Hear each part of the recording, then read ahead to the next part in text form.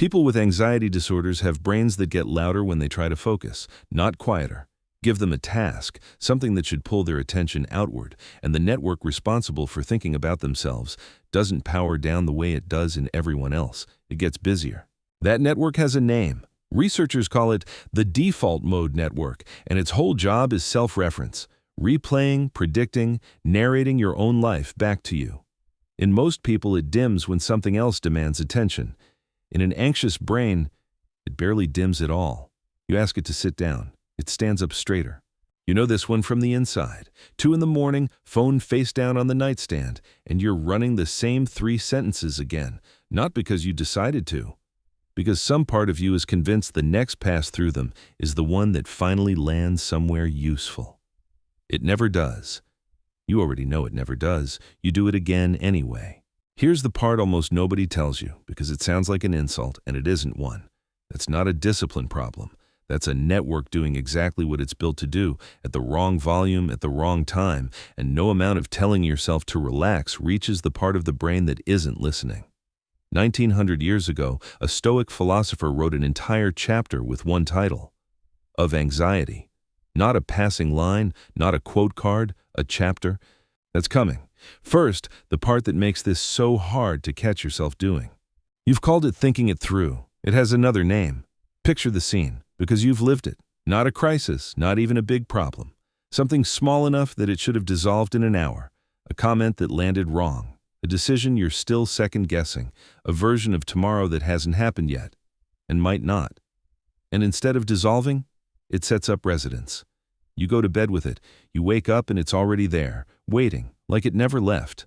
You call this being careful, thorough, responsible enough not to let things slide. It feels like work. It has the texture of effort, furrowed brow, real time spent, a problem being handled. It isn't being handled. It's a network that can't find the exit. This is where the mechanism gets specific. That difficulty redirecting attention outward, the thing keeping the default mode network humming when it should be quiet, doesn't just make you feel stuck. It makes you functionally worse at the exact thing you're trying to do. Researchers looking at anxious and depressed rumination have found something almost cruel in its precision. The more someone dwells, the harder it becomes for them to actually solve the problem they're dwelling on. Not stays the same, gets worse. The tool you're reaching for to fix the problem is quietly making you less capable of fixing it. Nobody warns you about this part because it contradicts everything you assume about effort. More attention on a problem is supposed to mean more progress towards solving it. Your brain is not built that way when the attention in question is this specific kind, self-referential, anxious, looping. It's not adding information, it's adding laps. Here's where it gets worse before it gets useful. You think the 10th replay is going to be the one that finally solves it? It never is, and there's a reason it never is. Here's the belief underneath all of this, the one nobody says out loud because it sounds reasonable enough to never question. If I just go over it one more time, I'll see the angle I missed. One more pass, one more replay. This time the answer will surface. That belief is not a strategy. It's the trap wearing a strategy's clothes. Researchers who study people prone to dwelling on their problems found something that should unsettle anyone who thinks of themselves as a thorough processor. Chronic ruminators are measurably worse at solving the actual problems they're ruminating about.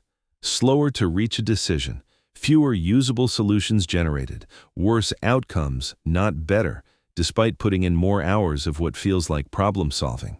I used to think I was unusually thorough. Turns out thorough and stuck look identical from the inside. Later work found out why. It comes down to the kind of question running underneath the loop. There are 2 modes your mind can be in when it circles a problem, and they produce completely different results.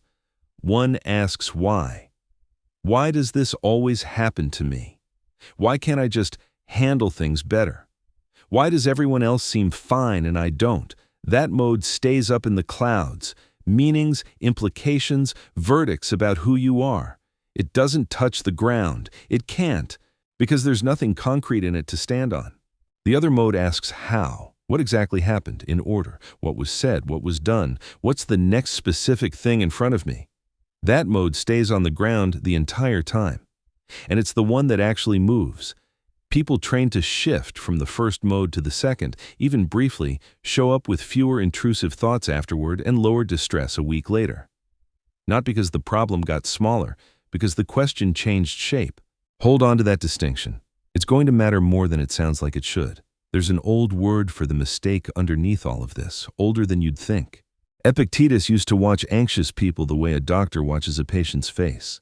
He'd been a slave for the first part of his life, owned by a secretary to the Emperor Nero. And there's a story about him having his leg broken by his own master. Epictetus is said to have stayed completely calm through it, warning the man beforehand that the leg would break. And when it did, simply saying he'd told him so. He carried the injury the rest of his life. Eventually he was freed, taught philosophy in Rome, and then in exile in Greece, and never once wrote any of it down himself. Everything we have comes from a student who sat in the back of the room taking notes. Whatever you think of the leg story, the man who taught afterward built his entire philosophy around one idea. Some things are yours to control, and almost everything else is not. But there's a piece of his teaching that almost nobody quotes, because it isn't a clean one-liner. It's an entire chapter. The title, translated plainly, is of anxiety. In it, he describes watching someone go pale with worry, and he says, treat that the way a physician treats a symptom. When a doctor sees a particular kind of paleness, he doesn't guess. He says, this person's spleen is disordered, or this person's liver is inflamed because he's trained to read the body. Epictetus says you can read anxiety the same way. When you catch yourself anxious, you're not looking at a mystery. You're looking at a specific, identifiable disorder, not of the body, but of what you want and what you're trying to avoid. Then he asks the question that does all the work. Are you ever anxious about something you've already fully accepted as unavoidable? No. Your anxiety only attaches to things you still believe you might control, might lose, might still change if you just think about it enough. You already know a version of what this is describing. It's exactly the shape of the loop from a few minutes ago. The belief that another pass, another angle, might still move something that, in the moment, isn't actually movable at all. Epictetus wasn't offering comfort here. He was offering a diagnosis, same method a doctor uses, just aimed at the mind instead of the body. What he was describing by hand, researchers eventually found a name for. You don't ruminate because the problem needs it. You ruminate because some part of you believes the ruminating is the work. There's a sentence you've probably never said out loud, because saying it out loud would make it sound as flimsy as it actually is. Something closer to, if I stop thinking about this, I'm being careless. If I let it go, I'm letting my guard down, and the one time I let my guard down is the time it gets me. That sentence feels like responsibility. It is not responsibility. It's the actual mechanism keeping the loop alive. Researchers who study why people get stuck in worry found that the content of the worry isn't what keeps it running.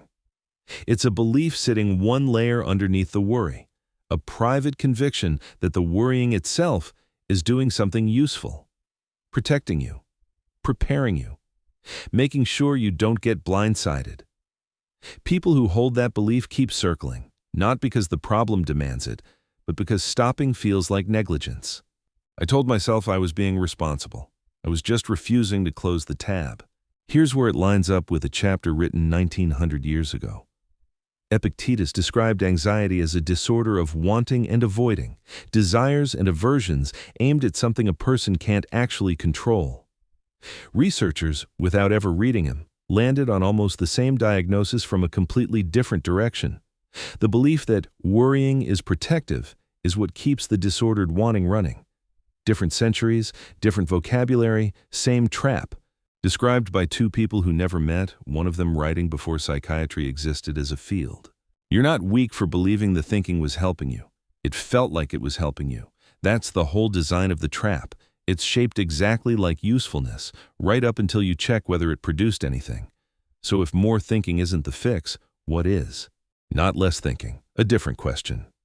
Go back to 2 a.m, phone face down, the same 3 sentences on repeat, certain the next pass through them is the one that finally lands somewhere.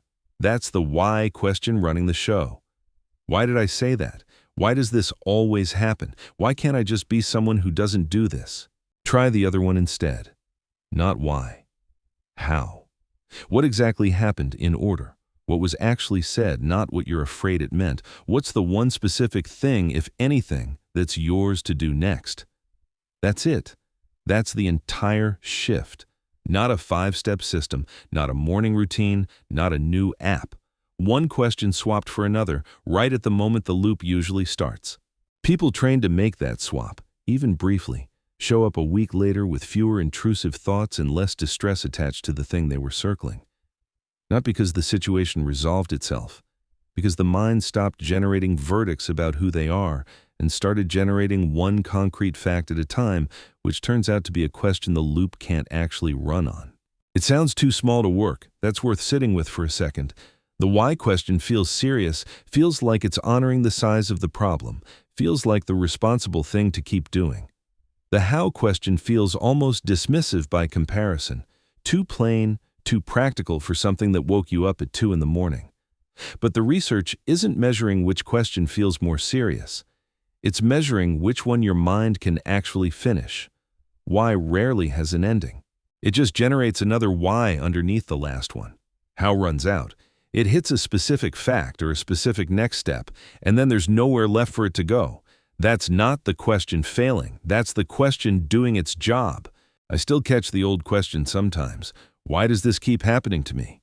I just don't stay on the phone with it as long anymore. I ask the other one, and most of the time there isn't much of an answer to give, just a next thing, small and specific, sitting right in front of me. Epictetus didn't have a phrase for concrete versus abstract processing. He didn't need one. He just noticed that the anxious mind is always reaching for something it can't actually hold, and that the reaching is the whole disorder, not the thing it's reaching for.